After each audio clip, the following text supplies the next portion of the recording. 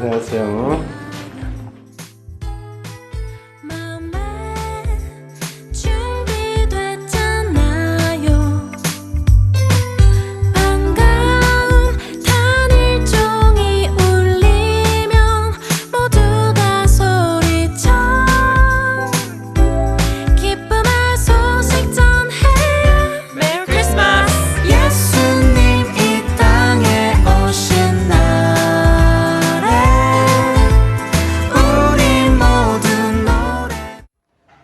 말씀의 제목은 제가 좀 고민을 많이 했어요.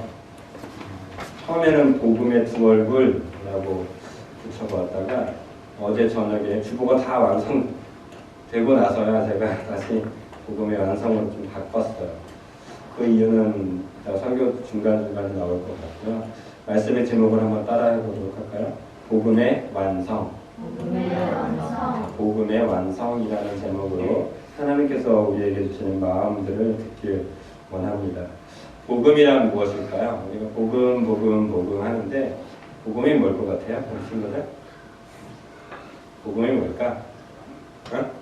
그래, 구원인데 뭘까? 복음은 말 그대로 좋은 소식이에요. 좋은 소식. 여러분들이 들었을 때 와 이거 끝내주는 소식이다 이러면 어떤 생각 들어요? 저기 가게 갔더니 20만 원 하던 장난감이 5천 원에. 이거 좋은 소식이야, 나쁜 소식이에요? 좋은 소식이에요. 그럼 내 기분이 어때요? 행복해지죠. 그럼 내가 사랑하는 친구, 사랑하는 누군가에게 이 사실을 알리고 싶어요? 알리고 싶지 않아요? 알리고 싶죠. 이게 복음이에요. 내가 그 소리를 들었는데 내가 행복해. 그래서 이 행복한 소식을 내 친구, 내 이웃에게도 전달해주고 싶은 게 복음이라는 거예요. 그래서 복음, 우리 교회에서 말하는 여러분들이 하나님의 말씀을 들었을 때 복음으로 들려줘야 돼. 이게 은혜인 거예요. 책망으로 들리고 왜 또 저런 소리야 이렇게 들린 건 은혜를 사실 못 누린 거예요. 전 여러분들에게 복음이 들려지길 원합니다. 하나님의 말씀이 들려지길 원해요. 그래야 내가 기쁘고 내 기쁨을 어떻게 할 수 있기 때문이에요? 나눌 수 있기 때문이에요. 전도라는 게 그거거든요. 내가 가진 이 기쁨을 전해주는 게 전도예요. 당시 비전교회가 이거는 전도가 아니고 사실 인도예요. 인도 잘하는 사람을 하나님께서 원하시는 게 아니라 전도하는 사람을 하나님께서 원하세요. 그러려면 내가 먼저 어떻게 해야 돼요? 기뻐야 돼요. 하나님의 말씀을 들었을 때 옳다구나 그래야지 이 기쁨이 충만해져야 전도를 할 수 있기 때문입니다. 복음은 헬라어로 유앙겔리온이라고 들어봤어요? 유앙겔리온이라는 단어로 쓰여지는데 우리 어른들은 많이 아시겠지만 이 단어의 의미는 전투가 일어났는데 이 전투가 일어났으면 지금 죄송해요 나라가 갑자기 헷갈려요. 전투가 일어났었는데 이 전투에서 크게 승리를 하게 돼요. 승리한 소식을 본국에 빨리 가서 전달해 줘야 되는데 이 소식을 전달해 주는데 이제 한 병사가 죽을 만큼 빨리 뛰어가서 이 소식을 전달해 줘야 되기 때문에 그래서 전달해 주려 하는데 그 거리가 무려 몇 킬로인지 아세요?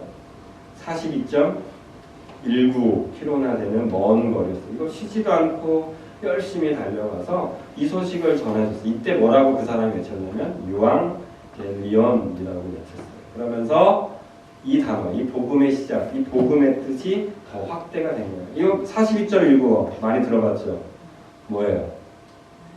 마라톤 경기예요. 그래서 마라톤 경기가 여기서 유래가 된 거예요. 그래서 이걸 마라톤 전투라고 하거든요. 마라톤 전투에서 이긴 승리의 소식을 전달해 준 거예요. 이게 바로 유앙겔리온. 얼마나 기뻤겠어요. 얼마나 승리의 기쁨이 찼으면 이 병사가 쉬지도 않고 달려왔겠어요. 저와 여러분들이 오늘날 예수님을 믿는 사람들이 해야 될 자세가 아닐까 싶어요. 왜 그렇게 전도를 해야 될까요? 왜 이렇게 복음을 외쳐야 될까요? 내가 기쁘니까 너무 이 기쁜 소식을 빨리 본국에 알려주고 싶은 거예요. 나만 이 기쁨을 누리고 있는 것이 아니라 다른 누군가에게 전달해주고 싶은 거예요. 오늘 이 성탄절 예배를 드릴 때 우리가 이 마음이 품어지길 예수님의 이름으로 축복드려요. 나만 기쁨으로 끝나는 건 아니에요. 이건 나쁜 거예요. 나 혼자 잘 먹고 잘 살려고 하는 건 이건 예수님을 잘 모르는 거예요. 복음을 잘못 이해한 거예요. 복음을 잘 이해한 사람은 내 안에 기쁨이 넘쳐서 어떻게 하냐면 전달해주기 위해서 가서 외치고 싶어서 안달이 난다라는 거죠. 그러면 어떻게 하면 이 복음이 나에게 진짜 제대로 정상 작동하게 될까?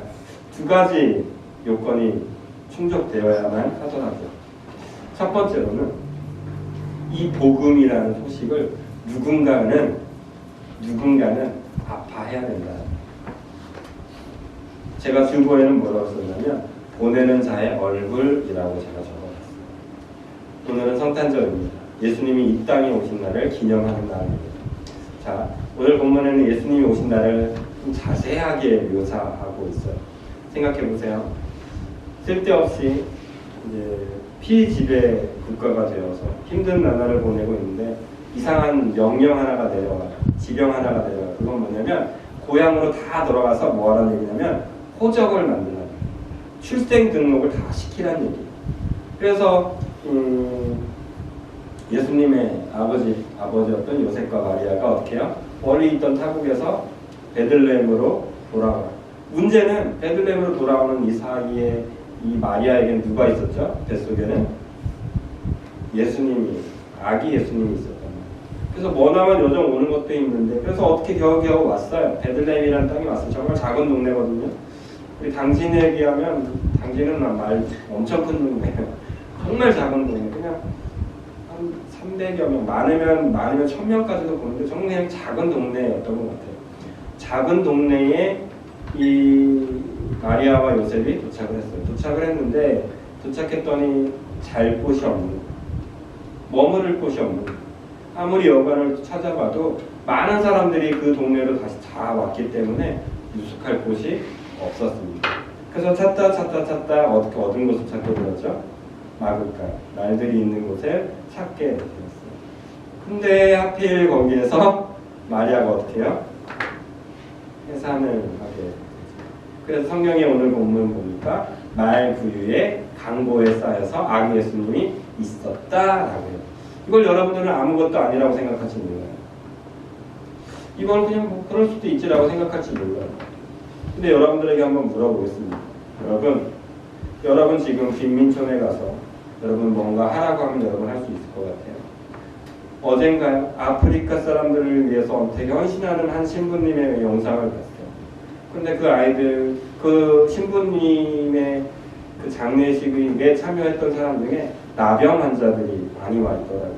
이 말은 그 신부님이 그 나병 환자들에게도 갔다는 얘기거든요.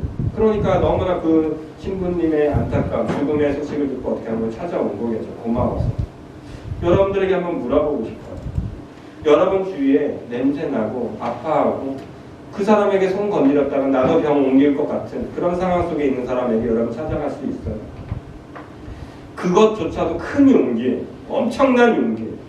그런데 잘 생각해 보세요. 예수님, 하나님이에요. 우리와는 비교할 수 없는 존재예요. 그 비교할 수 없는 존재가 인간의 모습을 입는 것 자체도 어마어마한 결단이거든요. 여러분 개를 사랑한다고 개가 되라고 하면 개 될 수 있어요? 여러분 반려견을 아무리 좋아해도 그럼 네가 고양이 돼! 라고 하면 여러분 고양이 될래요? 싫을 거예요.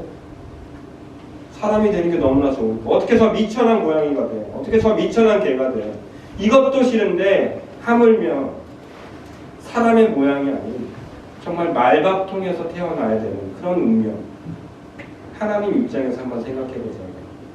이게 쉬웠을까요? 아니요, 저는 정말 하기 싫었을 것 같아요. 예수님도 죽기 싫었지만 하나님도 이 예수님을 이 땅에 보내기를 정말 싫어하셨던 것 같아요. 그래서 기다리셨던 것 같아요. 선지자들도 보내고 그래서 좀 죄를 회복하길 원하고 죄를 회개해서 다시 나를 돌아보기를 원하는데 돌아오지 않는 거예요. 그래서 저는 그런 표현을 쓰고 싶어요. 어쩔 수 없이 예수님이란 분은 이 땅에 보내십니다. 그것도 낮고 낮은 가장 천한 자리에 예수님을 이 땅에 보내시는 거예요. 그래서 저는 주보에 그렇게 표현해 본 거예요. 보낸 자의 얼굴이에요. 상상해 보자는 거예요. 우리가 복음이라고 외치고 있는 그 예수 그리스도의 복음이 시작되기 위해서 하나님의 얼굴은 어떻게 변했을까? 눈물바다였지 않았을까? 내가 왜 죄 때문에, 내가 왜 소장섭이 때문에 내 아들 예수 그리스도를 저 땅에 보내야 될까? 그렇다고 사람들이 박수 쳐주는 것도 아닌데, 그렇다고 사람들이 환영해 주는 것도 아닌데, 내가 왜 내 아들을 그 예수 그리스도를 소장섭이 때문에 보내야 됐을까? 예수님의 얼굴을 상상해 보십시오. 교회를 섬기다 보면, 교회에 있다 보면 종종 힘들고 어려운 분들이 찾아와요. 어떤 분들은 조금 냄새가 나는 분들도 있고 어려운 분들도 있어요. 그래서 잠시 대화하는 동안도 솔직히 사람 입장이라서 힘들 때가 종종 있습니다. 그런데 저는 생각해요. 이 사람을 위해서도 저는 믿어요. 하나님이 예수 그리스도를 보냈다라고 믿어요. 그렇기 때문에 저는 제가 할 수 있는 최대한의 예의로 그 사람을 상대합니다. 여러분들 삶에 그런 사람들이 찾아올 거라고요. 여러분들의 삶에 꼴도 보기 싫은 사람들이 찾아올 거라고요. 내가 왜 저 사람을 도와줘요? 내가 왜 저 사람을 용서해줘요? 내가 왜 저 사람을 사랑해야 되는데? 라고 생각하는 일들이 수도 없이 찾아올 거예요. 배신하고 여러분들을 욕하고 그런 사람들이 수도 없이 찾아올 거예요. 그때 여러분들은 생각해야 돼요. 그런 나를 위해 하나님도 눈 질끈 감고 누구를 보내셨어요? 예수 그리스도를 보내셨어요. 저와 여러분들도 오늘이라는 시간을 살아갈 때 눈 질끈 감을 줄 알아야 돼요. 힘들고 괴로운 자리를 한 번 더 걸어갈 줄 알아야 돼요. 왜 내가 그걸 해야 되냐고요? 하나님도 눈 감고 하셨으니까. 저와 여러분들도 눈 질끈 감고 한번 해보는 거예요. 그래야 그리스도의 복음, 이 복음의 시작이 시작될 수가 있게 되는 것입니다. 아이를 키우면서 벌써 3명이나 키워봤기 때문에 저는 잘할 거라고 생각했는데 다시 한번 요즘 느껴요. 그 갓난 아이들을 안고 젖먹이면서 밤에 눈 뜨기 싫은데 눈 떠을 수밖에 없는 거예요. 얘가 우니까 어떻게 해야 돼요? 먹일 수밖에 없는 거예요. 얘가 우니까 안을 수밖에 없는 거예요. 나는 힘들지만 나는 괴롭지만 왜요? 이 아이를 생각할 때 내가 희생해야 되는 거예요. 저와 여러분들이 왜 질끈 감아야 돼요? 세상에 아직도 그 아이처럼 돌보지 않으면 죽어가는 아이들이 너무나 많은 거예요. 여러분들이 사랑하지 않고 여러분들이 희생하지 않으면 그 아이들은 그냥 죽을 수밖에 없어요. 그 안타까운 영혼들은 하나님을 알지도 못하고 죽을 수밖에 없는 거예요. 그래서 우리는 하나님의 얼굴을 생각하면서 우리도 어떻게 해요? 눈 질끈 감아 보아야 한다. 두 번째로는 그 사람들, 우리들을 생각해보면 보냄을 받은 자의 얼굴. 예수님이 태어났을 당시에 예수님이 태어났던 그 자리에 두 부류가 등장해요. 첫 번째 부류는 목자들이었어요. 기억나세요? 오늘 읽었던 본문에 나와요. 목자들이 자기 양떼를 치고 있어요. 열심히 치고 있다 밤에 잤겠죠. 그런데 하늘의 천사들이 내어라 환한 빛이 갑자기 그들에게 임하는 거예요. 깜짝 놀랐겠죠. 이게 뭔 일이야. 그런데 그 천사들이 하는 말이 있어요. 너희를 위하여서 구주가 나셨으니 그리스도 예수라라고 하면서 그 집이 임하는 것을 알려줘요. 그러니까 처음에는 이 사실을 몰랐던 목자들 처음에는 두려웠어요. 갑자기 밤에 환해지니까, 갑자기 소리가 들리니까 천사들을 보니까 두려움에 떨고 있다. 이 사실은 지금 내가 듣고 있는 것은 우리를 위해서 구주가 나신 분을 알려주는 소식이니까 기뻤어요. 기뻐서 어떻게 해요? 그곳을 향해서 한번 가봤어요. 이걸 우리가 한번 살펴봤으면 좋겠어요. 누가복음 2장 9절부터 한번 읽어볼까요? 9절부터. 누가복음 2장 9절부터 읽어볼게요. 시작. 주의 사자가 곁에 서고 주의 영광이 그들을 두루비치며 크게 무서워하는지라. 천사가 이르되 무서워하지 말라. 보라, 내가 온 백성에게 미칠 큰 기쁨의 좋은 소식을 너희에게 전하노라. 오늘 다윗의 동네에 너희를 위하여 구주가 나섰으니 곧 그리스도 주시니라. 이 복된 소식을 듣게 되었어요. 그랬더니 15절에서 이들이 이렇게 반응해요. 여러분들 여기는 나타나지 않았어요. 성경을 보셔야 돼요. 천사들이 떠나 하늘로 올라가니 목자가 서로 말하되 이제 베들레헴으로 가서 주께서 우리에게 알리신 바 우리 이 이루어진 일을 보자 하고 빨리 가서 마리아와 요셉과 구유에 누인 아기를 찾아서 보고 천사가 자기들에게 이 아기에 대하여 말한 것을 전하니 라고 합니다. 이 놀라운 광경 속에서 구주에 대한 이야기를 들었던 목자들은 와, 이건 정말 놀라운 소식이네 이거 정말 대단한 일이야. 우리 빨리 가서 이 사실을 전해주자라고 하면서 목자들이 그 베들레헴으로 향합니다. 그래서 정말 별이 멈췄던 그곳에 갔더니 아기 예수가 있던 거예요. 그리고 그 소식을 전해줍니다. 그런데 그 뒤에 단어가 조금 아쉽게 결론을 나요. 20절 말씀을 보시면 목자들은 자기에게 이르던 바와 같이 듣고 본 그 모든 것으로 인하여 하나님께 영광을 돌리고 찬송하며 어떻게 했어요? 돌아갑니다. 요 대목이 살짝 아쉬워요. 찬송하고 요것까지 좋아요. 잘 전해준 것까지 너무나 좋아요. 그런데 이 목자들은 어떻게 해요? 거기가 끝이에요. 성경에서 다시 이 목자들에 대해서 언급은 나타나지 않아요. 이들이 구주 예수, 구원자 되신 예수님을 목도해 놓고도 천사들이 말한 그 예언을 듣고도 이들은 그 자리에서 기쁨에 취해서 소식을 전해준 거로 끝! 더 이상 성경에서 등장하지 않는다는 거예요. 저와 여러분들이 가져야 될 얼굴, 이 말씀에 대해서 조금 힌트를 가지려고 합니다. 우리는 하나님의 말씀을 들을 때 때론 이렇게 기쁨에 취해요. 와, 이건 정말 놀라운 이야기. 그래, 내가 하나님의 말씀을 전해줘야지. 그래, 내가 한번 다시 한번 해보겠어. 라고 하면서 그 기쁨의 자리에서 흥분해요. 그래서 거기서 찬양도 해요. 특별히 우리 친구들, 어린 친구들에게 얘기하고 싶은 게 있어요. 여러분들이 나중에 청소년이 되면 감정이 풍부해져서 하나님의 은혜를 감정을 놀랍게 누릴 거예요. 근데 거기서 멈추면 안 돼요. 다시 돌아가 버리면 안 돼요. 자기의 삶으로 돌아가 버리면 거기서 더 이상 진보가 일어나지 않아요. 발전이 일어나지 않아요. 어떻게 해야 돼요? 그 자리에 머물러서 어떻게 되는지 같이 지켜봐요. 정말 예수가 그리스도가 맞는지 여러분들이 그 예수님 곁에서 지켜봐야 되는 삶을 살아야 된다는 거예요.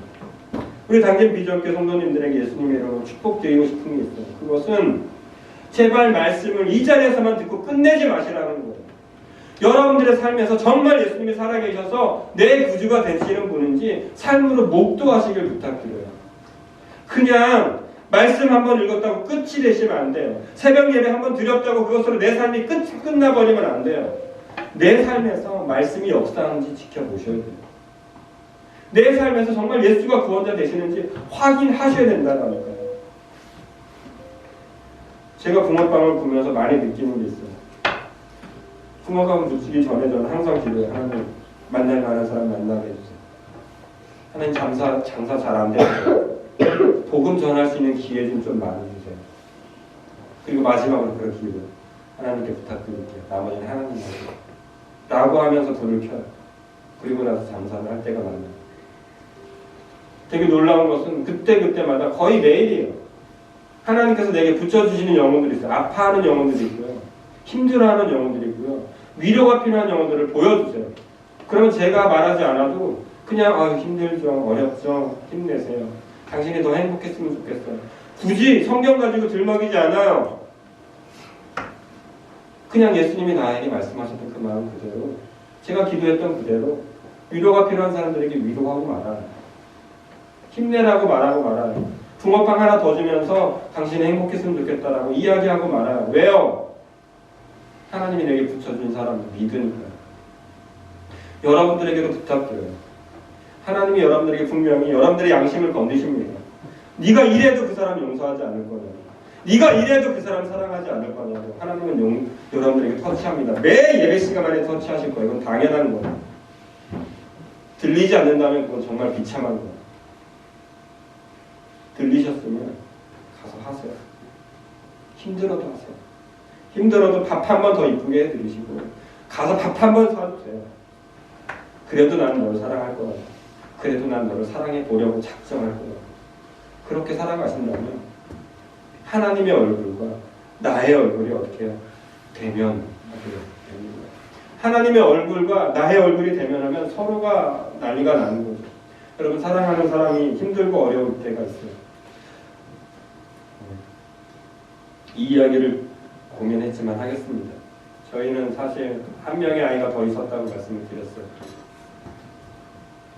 많이 컸어요. 그 아이도 딸이었어요. 정말 많이 기도했고요. 정말 많이 기다렸던 아이였어요. 그래서 정말 간절하게 하나님께 찬양했습니다. 그런데 안타깝지만 뱃속에서 죽어야 되는 그런 상황에 놓였어요. 얼마나 슬펐는지 몰라요. 얼마나 아팠는지 몰라요. 그 그 소식을 아내와 듣고 집으로 돌아오는 길에 그냥 울었어요. 하염없이 울었어요. 운전을 어떻게 했는지도 모르겠어요. 그러면서 아내 얼굴을 볼 때 참담했어요.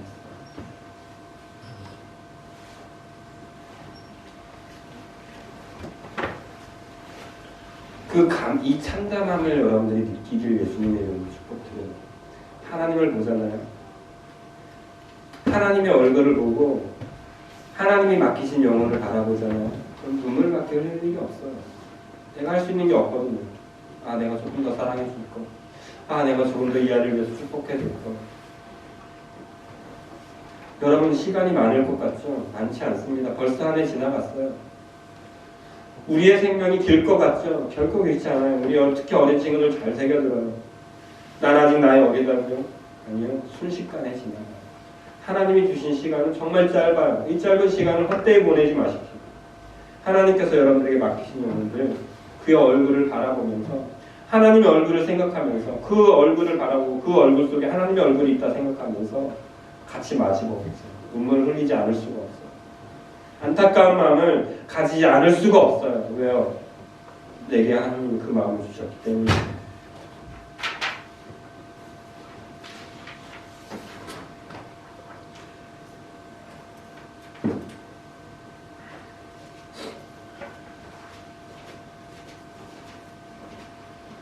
마가복음 1장을 한번 살펴보도록 할게요. 마가복음 1장. 마가복음 1장 1절에서 이렇게 시작해요. 마가복음 1장 1절. 하나님의 아들 예수 그리스도의 복음의 시작입니다. 하나님의 아들 예수 그리스도의 복음의 시작입니다. 복음의 시작은 예수밖에 없어요. 예수의 나타나심은 하나님의 보내심이 있었기 때문에 가능했고요. 그 보내심에 반응했던 사람들이 있었기 때문에 복음의 시작은 지금도 유지되고 있습니다. 시작이 됐으면 뭐가 있을까요? 끝도 있습니다. 근데 우리는 이 끝을 망각하고 살 때가 많잖아요. 이제 좀 그 끝을 준비해야 되지 않을까요? 우리가 주일학교 친구들에게 마라나타라는 이야기를 했어요. 처음 오신 예수님은 메리 크리스마스지만 다시 오실 예수님 앞에는 우리는 어떻게 해야 돼요? 아멘 주 예수야 어서 오셨어요. 다시 오시는 예수님한테 예수님 잘 오셨어요 라고 얘기할 수 있어야 되지 않겠어요? 예수님 오실 때 너무나 죄스러워서 어디 숨고 하나님 저 이것도 못했어요. 저것도 못했어요. 맡기신 것 이것도 못했네요 라고 할 게 아니라 하나님이 오셨을 때 예수님이 다시 오셨을 때 예수님 저 이것도 했어요. 저 영혼도 사랑하려고 노력했어요. 저 영혼에다 복음 전하려고 노력했어요. 복음이 시작됐으니까 마무리하실 예수님 저를 평가해주세요. 좀 담대하게 나가야 될 수 있지 않겠어요? 전 여러분들에게 축복해요. 예수님이 다시 오시는 그 순간 마라나타라고 외칠 수 있게 되시기를 예수님의 이름으로 축복드립니다. 그러려면 한 가지만 꼭 기억하십니다. 과연 예수님은 여러분들에게 오셨습니까? 예수님이 오셨으면 예수님은 작동되어집니다. 작동되어져서 나를 바꾸기 시작합니다. 내가 바뀌지 않는 이유는 하나예요. 내가 예수님을 아직 만나지 않았기 때문이고 오신 예수님을 내가 외면하고 있기 때문입니다. 그 예수님을 우리가 제대로 반응하길 원합니다. 제대로 작동시키길 원합니다. 그러려면 먼저는 예수님의 오심에 대해서 우리가 많이 기뻐하십시오. 이따가 우리가 찬양할 텐데요. 많이 기뻐하십시오. 아이들 할 때 많이 박수해 주시고 칭찬해 주세요. 우리 여러분들의 삶 속에서도 오신 예수님 그리고 오실 예수님을 늘 묵상하시면서 그 복음의 완성을 이루어 나가게 되시는 우리 당진 비전교 모든 분들이 되시기를 예수님의 이름으로 축복드립니다. 조금 더 있는데 여기까지만 하고 이 찬양을 좀 하나님께 올려드리길 원합니다. 우리가 좀 당분간 드린다고 했던 찬양인데요. 우리 함께 모이다라는 찬양. 기도하는 마음으로 찬양했으면 좋겠습니다. 시간이 많이 없어서.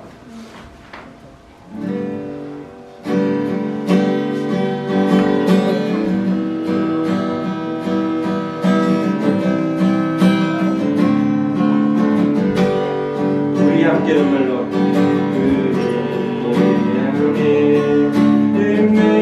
눈물로 하나의 씨앗을 심는다. 묶을 수 없어